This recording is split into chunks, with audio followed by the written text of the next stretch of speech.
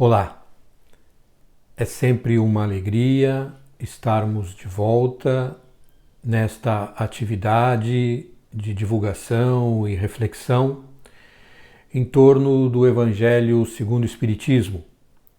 Eu, como sempre, agradeço sinceramente a cada um de vocês por permitirem que durante esses breves minutos possamos estar juntos através dos meios digitais, ao menos por enquanto, para essa atividade que acredito que tanto bem proporciona aos nossos corações que se encontram sob grandes angústias, sob grandes preocupações, tensões, receios naturais nestes tempos difíceis que a humanidade da Terra enfrenta. E a doutrina espírita, como consolador prometido por Jesus, tem de fato este propósito de nos esclarecer, de nos revelar as verdades divinas, a fim de que nós tenhamos mais forças e coragem para suportar as provas e expiações a que todos estamos sujeitos.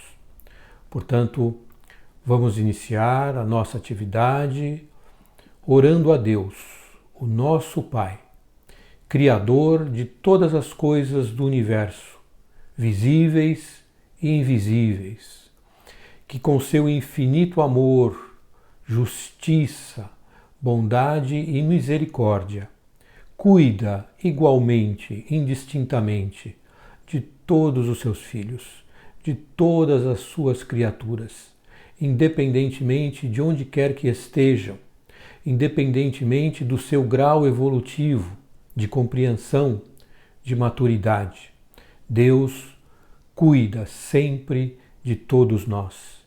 E por todas essas dádivas, nós rendemos graças, pois sabemos o quanto nós não ainda somos merecedores, mas pela bondade divina recebemos diariamente, de forma abundante, a saúde, o bem-estar, a família, o trabalho, os amigos, que representam joias preciosas para os nossos corações.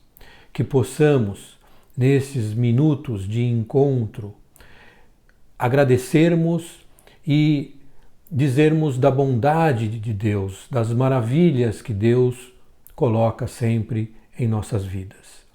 A Jesus, o Mestre querido, que de forma sublime deixou para nós o seu Evangelho como um guia para as nossas condutas nesta vida e durante toda a eternidade, onde quer que nós estejamos.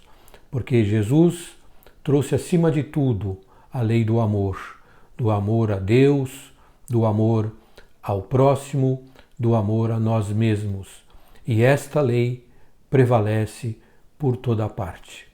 E também agradecer aos bons espíritos que nos auxiliam, que nos protegem, que nos orientam todos os dias de nossas vidas e que certamente nesses momentos se juntam ao nosso esforço para trazer as suas boas energias, suas boas vibrações, envolvendo-nos a todos em paz, saúde e em harmonia. Que estes minutos que passaremos conectados possam nos trazer luzes ao nosso entendimento, paz aos nossos corações. Que assim seja. Muito bem, então. Hoje, na continuidade do nosso trabalho, nós analisaremos o capítulo 21º do Evangelho segundo o Espiritismo, cujo título é Haverá falsos cristos e falsos profetas. Conhece-se a árvore pelo fruto, é o primeiro item deste capítulo. E este capítulo tem basicamente duas importantíssimas mensagens que estão entrelaçadas, né?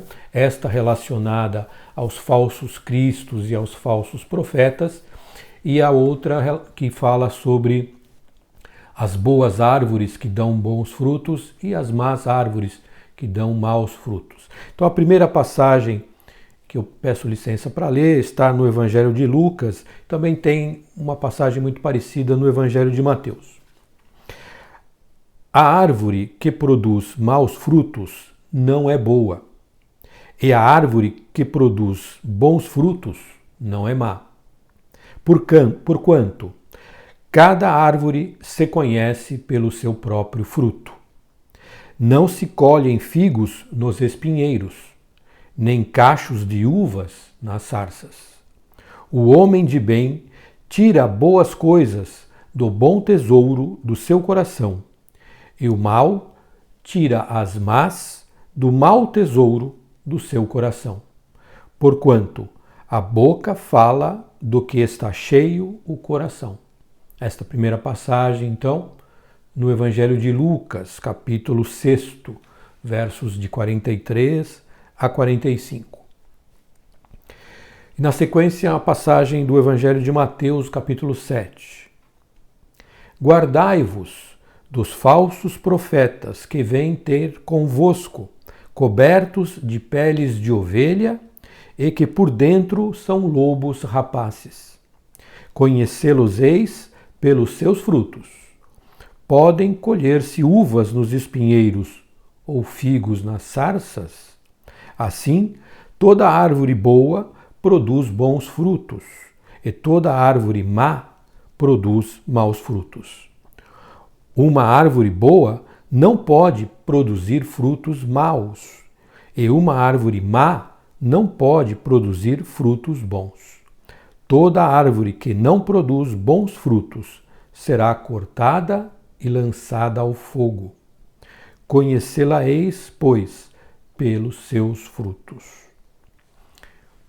Então vejamos que nestas duas passagens nós somos orientados, somos alertados, somos esclarecidos sobre esta questão das boas árvores que dão bons frutos e, do seu contrário, as más árvores com seus maus frutos. Qual é a essência deste ensinamento? Não é? Primeiro, traz um raciocínio lógico, não é? Não tem como nós esperarmos algo bom, algo divino, algo sublime, de uma fonte que não tem essas qualidades, que não tem estas características. Se nós trouxermos isso para o aspecto pessoal, uma pessoa que não se faz de forma contundente a partir dos seus atos, das suas condutas, desde as mais simples, as mais amplas, as maiores, né? Portadoras das virtudes do coração, da humildade, da simplicidade, da caridade, nós não temos como esperar desta pessoa algo bom. Não é? Por quê? Ela não é capaz, ela não tem as condições, as possibilidades de produzir algo bom, porque o seu coração ainda, e isso é temporário, ainda não contém, não armazena tais qualidades, tais virtudes.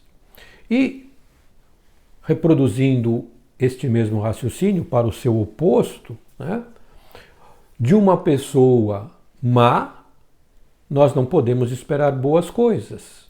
Assim como de uma pessoa boa, nós não podemos esperar más coisas.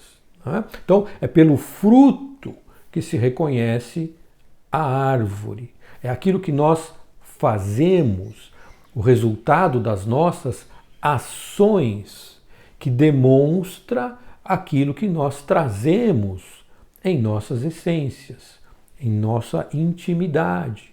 Não é pelas palavras, porque nós podemos ser capazes de reproduzir belíssimos textos, belíssimas noções evangélicas, belíssimas falas, mas será que observando detidamente os nossos atos, aquilo que nós fazemos, seja em público, seja no recolhimento, condiz com estas nossas palavras? Estão alinhados com estes nossos discursos, com estas nossas falas?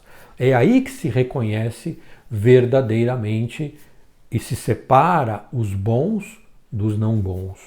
Não é? Então, a essência desse ensinamento nos traz essa advertência, para que estejamos atentos conosco, não é? Para que a nossa busca, o nosso esforço de todos os dias, de todas as horas, seja exatamente no sentido de que possamos agir, possamos nos manifestar na vida de relações, sempre através do bem, das boas ações, das boas condutas, alimentando, portanto, bons pensamentos e bons sentimentos. Não é? Só assim nós conseguiremos ter boas ações, porque, como diz a lição, se nós alimentamos maus pensamentos, maus sentimentos, não há como as nossas ações serem boas. Até talvez as nossas palavras possam, na tentativa de enganar, de ludibriar, de iludir, dar esta aparência de bondade, de virtudes. Mas o que verdadeiramente nos expõe, nos revela, são as nossas condutas, são os nossos atos, não é? E depois, na sequência, tem uma outra passagem que está em dois evangelhos, no de Mateus e de Marcos, que fala exatamente sobre os falsos profetas, não é? Então diz assim: tende cuidado para que alguém não vos seduza, porque muitos virão em meu nome, dizendo, eu sou o Cristo, e seduzirão a muitos. Levantar-se-ão muitos falsos profetas, que seduzirão a muitas pessoas.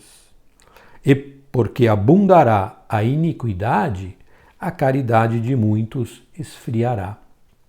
Mas aquele que perseverar até o fim, se salvará. Então, se alguém vos disser, o Cristo está aqui, ou está ali, não acrediteis absolutamente. Porquanto falsos cristos e falsos profetas se levantarão e farão grandes prodígios e coisas de espantar, ao ponto de seduzirem, se fosse possível, os próprios escolhidos. Muito bem.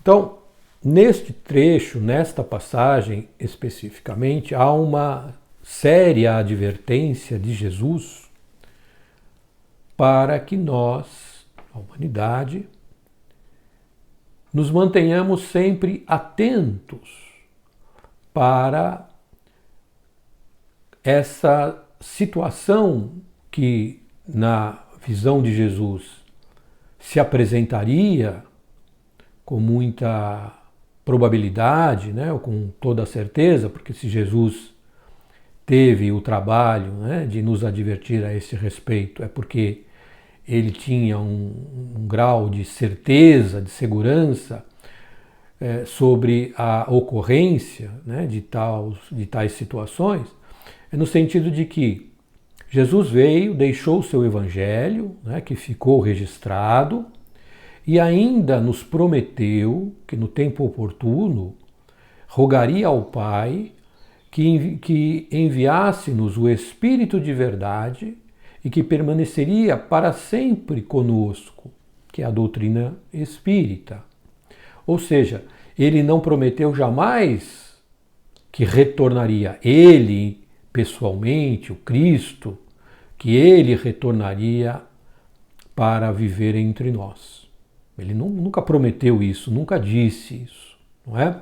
Então nós devemos tomar muito cuidado com essas pessoas que, por razões que nós desconhecemos, né, mas podemos supor que não sejam as melhores das intenções, se apresentam, né, como sendo a própria encarnação de Jesus, não é? O que é nitidamente uma mentira. Pode até ser fruto de uma autoilusão, de uma fascinação, de uma subjugação espiritual, não é? A partir de uma obsessão. Não sabemos e não é o nosso propósito aqui entrar neste mérito. O fato é que nós, a partir do ensino do Cristo, devemos estar atentos a este tipo de manifestação, a este tipo de declaração, a este tipo de pessoas que se apresentam, né, ou como sendo o próprio Cristo, ou como sendo um enviado do alto, não é? Se apresentando como representantes da divindade junto aos homens. Deus sempre os enviou à humanidade, antes de Jesus, após Jesus. Mas será que esses verdadeiros profetas, esses verdadeiros enviados por Deus para auxiliar a humanidade na sua caminhada, agiram como esses falsos profetas? Então, vamos analisar este aspecto. Primeiro, refletindo sobre a passagem anterior que fala das boas árvores e seus bons frutos, não é? Será que estes que se apresentam na atualidade como profetas, como apóstolos, como discípulos diretos e diletos de Jesus, apresentam em suas condutas as virtudes, as qualidades morais, de sentimento, de coração e mesmo de intelecto que os qualificam para tal posição, para tal função? O mais provável é que nestes casos nós estejamos diante de fraudes, de falsificações, de mentiras, de mistificações, com os mais variados propósitos, mas um com certeza é de nos enganar. Por quê? Porque se de fato a criatura, homem ou mulher, não importa, reencarnou na Terra com uma missão de elevada magnitude, ou seja, como alguém imbuído da tarefa de realizar algo grandioso para o conjunto da humanidade, será que essa pessoa se apresenta de forma vaidosa, orgulhosa, fazendo questão de chamar sobre si as atenções das criaturas? Será? Ou essas figuras agem sempre de forma simples, humilde? O resultado dos seus atos fala por si só. Elas não precisam subir aos púlpitos, aos palanques, para falar de si mesmas, falar dos seus feitos. Não é verdade? Então, tenhamos clareza sobre isso, né? Esses que se apresentam, e hoje em dia, os meios de divulgação, de comunicação eletrônica, reproduzem fartamente essas declarações, essas falas de pessoas que se apresentam como missionários, como apóstolos, né? Que apresentam diante das câmeras milagres de cura, milagres que revertem situações financeiras falimentares em verdadeiras fortunas.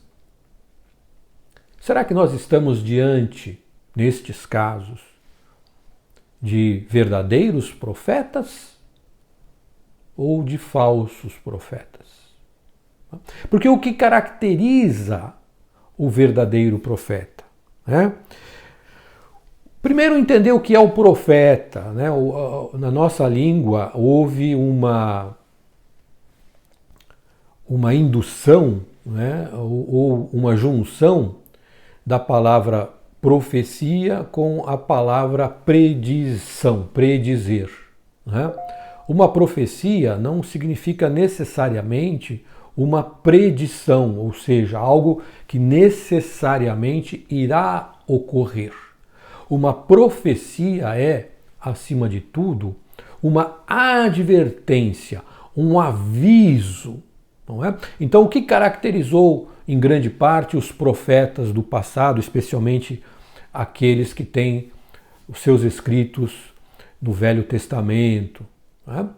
Eram advertências, foram espíritos que reencarnaram entre os povos da época, mas principalmente entre os judeus, para lembrá-los de que eles estariam, pelo seu procedimento, pela sua maneira de viver, se afastando do compromisso que assumiram com Deus, se afastando da verdadeira união com a divindade, que preconiza a paz, o amor ao próximo, né, a justiça, a honradez, a verdade, enfim, a lealdade. Então, toda vez que o povo hebreu andava numa direção oposta à da aliança com a divindade, reencarnava entre eles um espírito mais elevado com a função de adverti-los, no sentido de, olha, se vocês continuarem a proceder desta maneira, algo de tal natureza certamente irá ocorrer com vocês. Era este o papel do profeta, de orientar, de advertir, de chamar à razão o seu povo, os seus conterrâneos. Alguns profetas, não todos, alguns dos profetas tinham a capacidade, por uma intuição ou por uma visão espiritual, de antever o futuro. Não é? E quando eles falaram sobre essas visões, sobre essas intuições, e elas de fato ocorreram, o que a doutrina espírita esclarece que é algo absolutamente normal, não há nada de sobrenatural neste tipo de fenômeno, associou-se então a capacidade de predizer com a profecia. Tá certo? Mas nós precisamos dissociar essas duas situações. Profetizar não é necessariamente predizer, dizer com antecedência e com segurança que algo vai necessariamente acontecer. Mas é advertir, é alertar. Então, o que caracteriza o verdadeiro profeta é exatamente esta tarefa junto aos seus de chamar-lhes à razão, alertar-lhes para o fato de que as suas condutas presentes, pela lei de causas e efeitos, né, ou de causa e efeito, pela lei do retorno, trará consequências desagradáveis, dolorosas, trará dores e sofrimentos, caso eles não mudem a sua conduta. Então, uma sociedade que começa a rejeitar os valores tradicionais da moral, da família, da lealdade, da honestidade, do trabalho, da fidelidade conjugal, não é? Que começa a viver numa situação de traição, de hábitos sexualmente inapropriados, de lassidão moral, de corrupção, está fadada a enfrentar consequências. Os indivíduos, não é?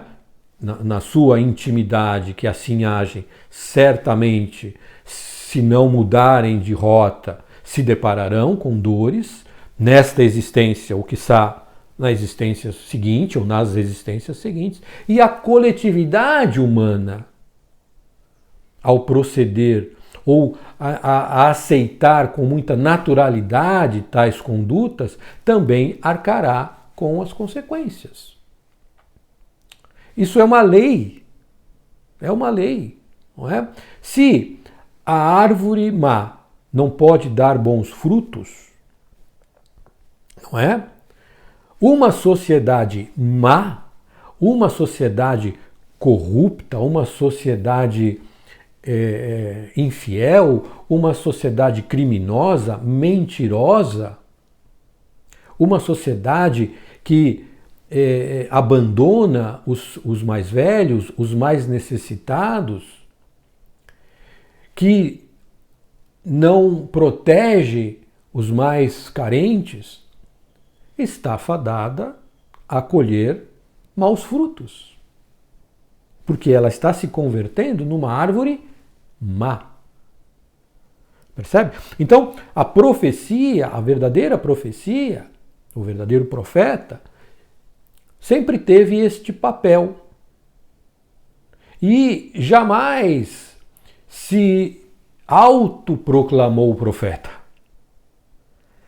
Foram os outros, foram os seus compatriotas, foram aqueles ao seu redor que ouviam as suas palavras, que percebiam nestas criaturas qualidades superiores e que os designaram profetas. Percebemos a diferença que existe entre a árvore boa, que dá bons frutos, e a árvore que não é boa e que, por consequência, não pode dar bons frutos? Então, isso está muito sério aqui, né? E quando fala-se, por exemplo, dos prodígios, né? Jesus realizou prodígios? Sim. Ele curou pessoas? Sim. Cegos, leprosos, paralíticos, a mulher, né, que há muitos anos tinha uma hemorragia que não cessava. Todas essas são passagens que constam lá dos evangelhos. Mas Jesus realizou milagres? Não, ele não realizou milagre. Milagre no sentido de que seria algo contrário às leis divinas, né? Então, se Deus governa o universo a partir das suas leis, que assim como ele são eternas, são perfeitas, são amorosas, são justas, por que ele iria permitir ou conceder a alguém, mesmo Jesus, a possibilidade de derrogar as suas leis? Ora, ele, o próprio Deus, se assim o quisesse, poderia fazê-lo, tá certo? Mas não o faz, porque não há lógica. E se Deus é a inteligência suprema, ele é a lógica suprema, o bom senso supremo. Portanto, ele não faria algo para depois desfazer. E muito menos concederia a uma das suas criaturas, inclusive Jesus, que é como nós, uma criatura de Deus, não concederia a uma das suas criaturas o poder de desfazer algo das suas leis. Está claro isso? Então Jesus fez milagres? Não. Jesus fez prodígios, sim, porque a força do seu magnetismo de espírito puro, o seu conhecimento absoluto e perfeito das leis que regem a física, a biologia do nosso planeta, ele, o governador espiritual do planeta.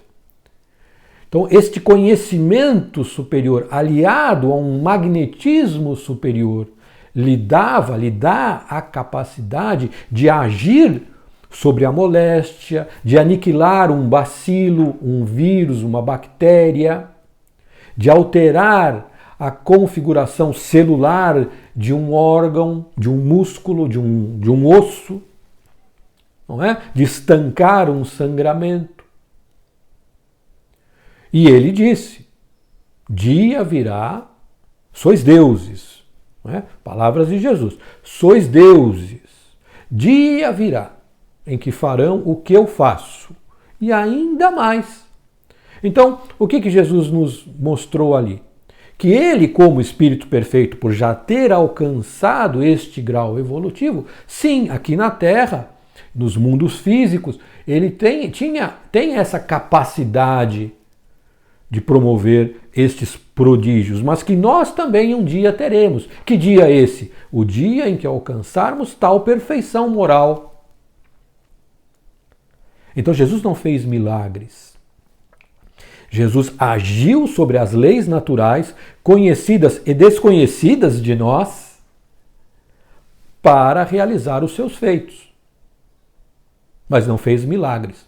Como é que hoje, nos dias em que vivemos, um mero mortal que se autoproclama apóstolo, discípulo, pode realizar milagres?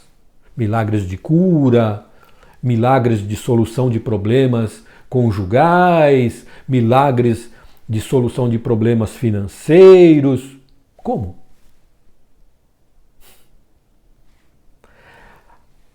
A fé de cada um de nós, a confiança em nós mesmos, nas nossas capacidades, a confiança em Deus, na sua bondade, na sua justiça, na sua misericórdia, realmente é capaz de feitos grandiosos, mas jamais milagres. Porque os milagres não existem. Então quer dizer que essas pessoas que comparecem diante das câmeras alegando que foram curadas disso ou daquilo estão mentindo? Estou longe de dizer isso. Quem sou eu? Pode ter acontecido curas aqui e ali? Podem. Mas nós não podemos encarar isso como milagres. Entende?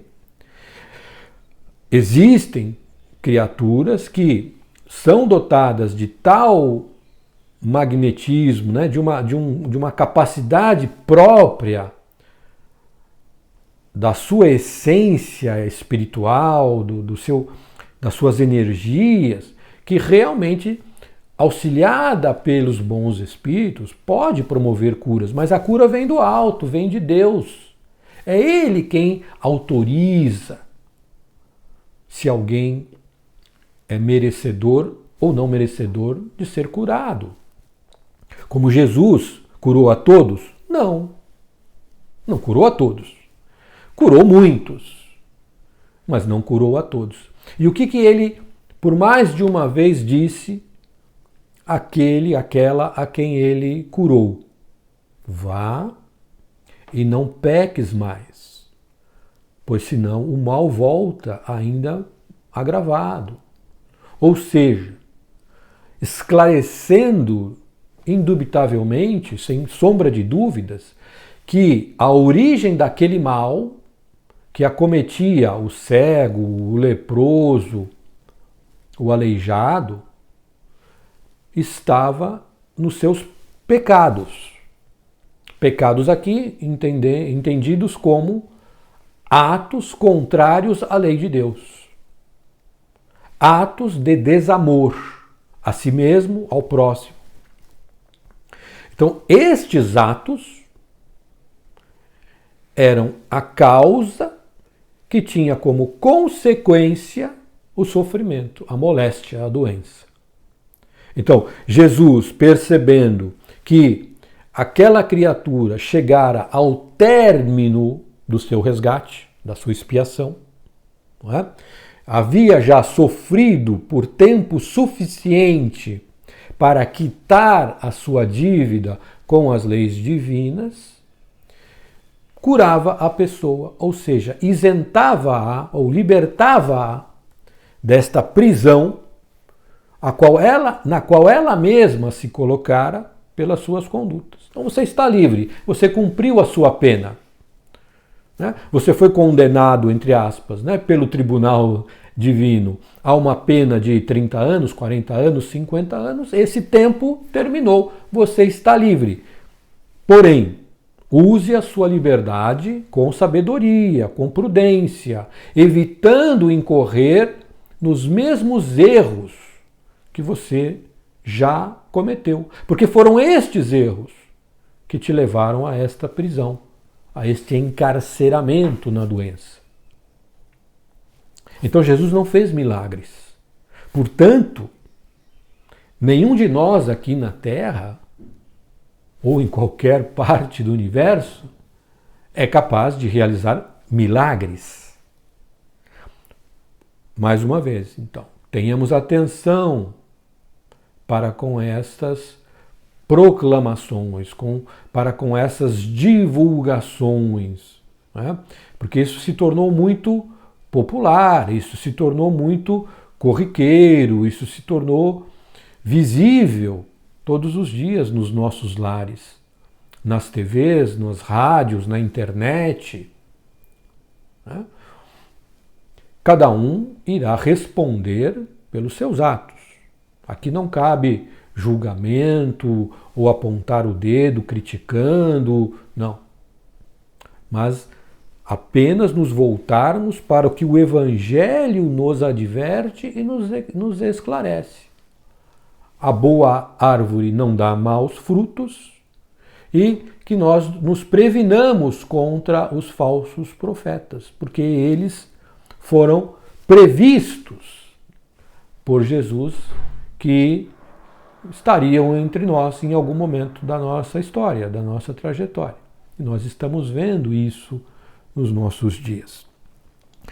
E mais uma advertência também que nos é feita pelo Espírito de João, no seu Evangelho, com relação a crermos em todos os espíritos, nós espíritas principalmente, né? Que estejamos atentos a isso. Porque ele diz, meus bem-amados, está lá na Epístola 1 de João. Meus bem-amados, não creias em qualquer espírito. Experimentai se os espíritos são de Deus. Porquanto muitos falsos profetas se têm levantado no mundo físico e no mundo espiritual. A lição, se nós fôssemos lê-la mais adiante, mostra lá numa das instruções de um espírito que no mundo espiritual também nós temos estes que se apresentam como grandes profetas ou grandes divulgadores da palavra de Deus, que pela sua ignorância ou pela sua maldade ou por ambas, tentam influenciar os encarnados. Não é? Então, que nós estejamos também precavidos, não só com aqueles que nós vemos com os olhos da carne, mas aqueles que nós não vemos com os olhos da carne. Também eles podem tentar se fazer passar por profetas, né? O próprio Cristo, Maria, né? Já vimos aí mensagens psicografadas que assinam como Maria, como Jesus, como São Pedro, até que assinam como Deus, né? O Espírito dita uma mensagem, o médium escreve e assina como Deus. É no mínimo engraçado, não é? Mas estamos diante dessa verdade, dessa realidade e precisamos estar atentos e cuidadosos para não sermos nós vítimas destas ilusões, desses engodos, destas fraudes. Porque estamos num momento de tanta tensão, de tanta preocupação, de tanta ansiedade, queremos uma solução, não vemos a hora de superar este quadro todo, que podemos nos deixar iludir por falsas promessas. Podemos, acreditando que ali existe uma solução fácil e quase que mágica, abandonarmos a nossa razão e nos deixarmos levar por este tipo de proposta, de promessa. Então, usemos o raciocínio, usemos o bom senso, olhemos para o fruto de cada árvore e examinemos a sua qualidade. Se a qualidade é boa, a sua origem, a sua proveniência certamente é boa. Mas se o fruto não é bom, de onde provém este fruto mau? Certamente de uma árvore má. Então, cuidado, né? Nos mantenhamos atentos e neste ponto a oração, a meditação, a reflexão é fundamental. Ficamos por aqui nesta reflexão, na expectativa de que nos tenha sido útil, pois precisamos muito refletir sobre todas estas questões, nos dias que vivemos e sempre que nos mantenhamos alertas e conectados ao bem, conectados a Jesus através dos bons espíritos que estão sempre ao nosso lado, mas nós precisamos buscá-los. Que Deus abençoe cada um de vocês, as suas famílias, com muita saúde, muita paz. Fiquemos bem.